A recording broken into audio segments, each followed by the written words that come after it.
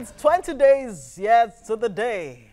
Christmas is right around the corner. Nigerians have begun to, make preparations. It's shopping, and even more shopping. Yeah, prices of food items like rice, vegetable oil, tomatoes, and of course chicken are already on the rise. But salaries have not increased yet. Civil servants might not get the proposed 30,000 naira minimum wage this year from how things are playing out. But during the Yuletide, people tend to go all out and spend without proper budgeting. So, absolutely. And that might just be where the problem is. How can Nigerians celebrate Christmas without going broke? in January. Yes.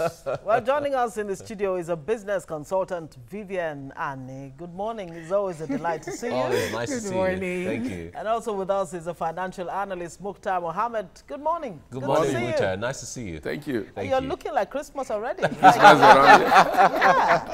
Maybe I'm prepared. You are prepared. That's interesting. Vivian, how prepared are you? Just like we said, every year you keep hearing the same thing. Market this year is bad. It's so tough. Things People, are nobody's expensive. buying and all of that. But when you go out there, sometimes you see everybody's loading chicken with trailer loads, and you wonder what happened so suddenly.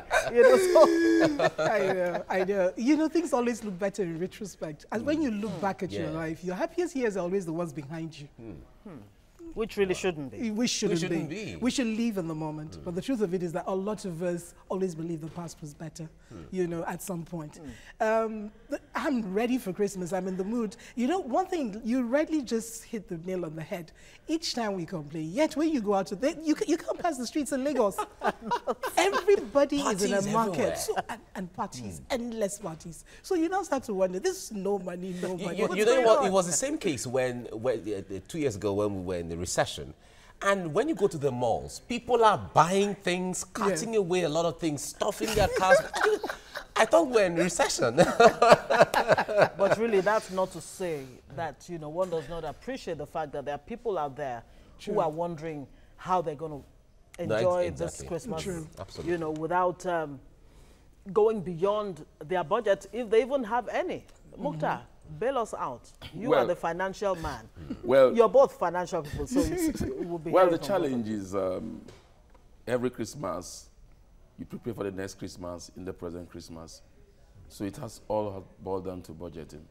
In financial planning, they say you have to prepare for, you have to have an investment fund, you have to have a savings plan, then you have to have a family fund fair plan. It's from the family fund fair fund you begin to prepare for Christmas.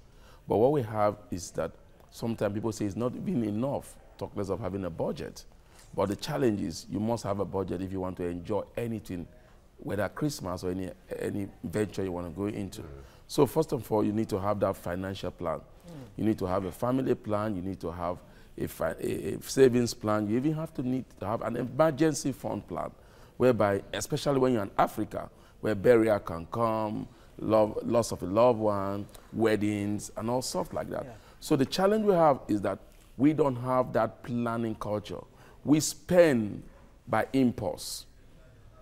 So by the time you go, you realize that people that are spending for Christmas, and like you said, they will not tell you that January is the longest month of the year because nobody is preparing life after Christmas.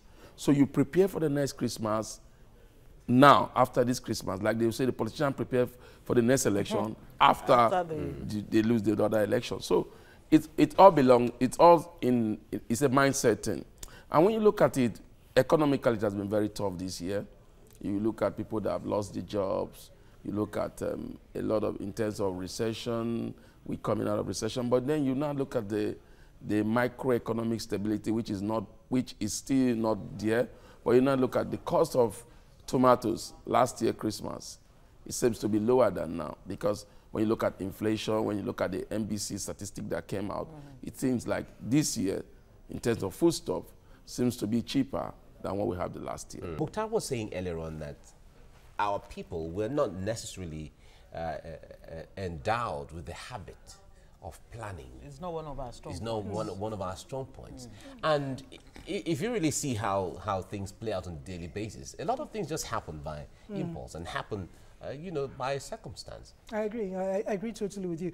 But in addition to the lack of planning, there's not embedded in us. When I say not embedded in us, we watch, you know, other people do it. But for we as Nigerians especially, it's just not one of the things we do. But I think one of the biggest reasons why it's very difficult to plan as a Nigerian is that there's pressure.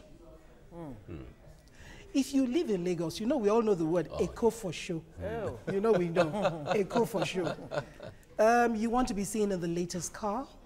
You want to be seen in living in a very lovely house. You want your kids to go to the best schools. You want to dress and look very well packaged. That is pressure. Now, this is ordinary life without the added pressure of Christmas. This is normal life. So, but, and then I've not talked about the ashwebi. You know, during the break, we were talking about this ashwebi thing. And God help you if you have battalion of relatives and you're married to a man who comes from a very large family. You find out that every weekend, at times twice in a weekend, you have the ashwebi pressure. So it's not just that. And you can't be the odd one out not to get the ashwebi. Precisely. You can't keep saying, they will say, are we not all going through in the same economy? What's so special about your own economy? So the truth of the matter is, in addition to the fact that there's a lack of planning embedded in our culture, and even when you're a planner, even when you know that this thing should be done, when you try, there's the peer pressure. There's the family pressure, there's the peer pressure, and there's also your eco for show kind of pressure. Because you don't want family pressure, there's the peer pressure, and there's also your eco for show kind of pressure. Because you don't want to be the one not doing certain things. So Christmas time, and I don't know whether fortunately or unfortunately for us, we've now, Lagos City is populated by, you know, by malls. You know, there's a mall shopping culture. Anywhere you go, there inside every of those malls, if you try any of those eateries, per head, per sitting, you're going to do like 2 to 3K. Now, if you have a family of 3 kids with your wife, now do the numbers. 3 times 5, that's 15K per sitting. You've not watched a movie. There you go. You've not watched a movie. You've not bought Christmas gifts for the kids. And here we are arguing 30,000 naira minimum wage. And I'm seeing Christmas trees and Christmas decorations there already. Exactly. You know one question I've been asking myself, really. You know, I just shut my eyes and I'm thinking, okay, after I bought the Christmas tree, I hear in the makeup room this morning, somebody was saying, you know, the bigger Christmas tree is about 8,000, the small one is 3,000 and all of that. Yeah, they sound cheap, really. True. Yeah, you know, 3,000 naira, I mean, I can give that away for Christmas tree. But then, do you really need to put yourself under the pressure of that Christmas tree? How about spending that 3,000 naira on real food? No, you don't. That's my thinking. I agree. That's my thinking, you know. I agree. And the other decorations that you spend so much money, you know, just to decorate for every 1 naira that goes out, it keeps just going out. Because Christmas tree is there, all the decorations. And then on the other hand, I'm thinking, okay, maybe as an adult, I feel it's not really important. But what about the memories you want to create for the kids? Precisely. Precisely. That is the real pressure. So, Mukhtar, talk to us about, you know, what we, you know, prioritizing your needs, really, even if there are bargains out there. I think the challenge we have is, like I said, when we don't have proper planning and you are not ready to run your own race. We are people that like competing, and we compete on luxuries. We compete on consumptions. We don't compete on assets. We compete on liabilities. Even show off. Show up. We are the people for the moment. What will happen now? And that mentality comes from sometimes a deep religious background where people think faith is now. Live by faith. By faith. So they buy everything saying that tomorrow will take care of itself. Oh my God. So what we need to do as a people is, there is no way we can enjoy any activities than if we have a culture of planning. Even as a nation, why we are where we are today, is because we don't plan. We don't plan for necessity, we don't plan for expansion, we don't plan for fun area. If you look at Lagos State, if you're talking about the fun areas, realize that people just want to have fun. Even some of those people go to those fun areas looking for those people that genuinely prepare to have fun, to extort them, to have money to catch their own fun too. So it boiled down to not only the Nigerian mentality and African mentality. where we don't run our own race. We are looking up to somebody, or somebody is running the race for you, and it dropped the ballot, and you are not able to finish. So we have the mentality whereby we never finish running our own race. Yeah. As your father, he leaves you with a lot of responsibility. You have to take care of your kids. Oh, yeah. Your kid has to take care of the other people's kids. So the only way we can address these issues is if we begin to live with cautiousness of planning, planning mentality, and have this. There's place for frugality. I keep saying it. You can save all you want to save. But even for the frugality, you actually have to save. Save for exactly. you have to also save for fun. Vivian, you should actually have the last say. We're being told we need to wrap, really. I mean, you know, as a woman, for example, there's bargain everywhere. Precisely. Do you go for the bargain just because it's cheaper or because you need it? Definitely not. You know, one thing I have learned is, like he said, running your own race. I have stopped looking at what everyone else is doing.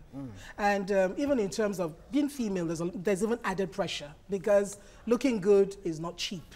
And then you now start to ask yourself, there's something about looking good, but can you look good at a bargain price? Yes, it's possible. If you do the planning bit well, you can look good as a bargain. Look, if you go to places like Europe, you know their houses are very small, and then you see somebody with a very tiny wardrobe, a woman with a very small wardrobe, and she wakes up every morning looking incredible, and it is possible if you do the planning well. Okay, planning is everything. Vivian Ani, thank you so much for coming. Mukhtar Mohammed, thank you so much. I know that as we get along this topic, we're going to talk about it again, definitely. because there are so many other aspects of this that we have to discuss and let the people know. Thank you so much. Thank you so much.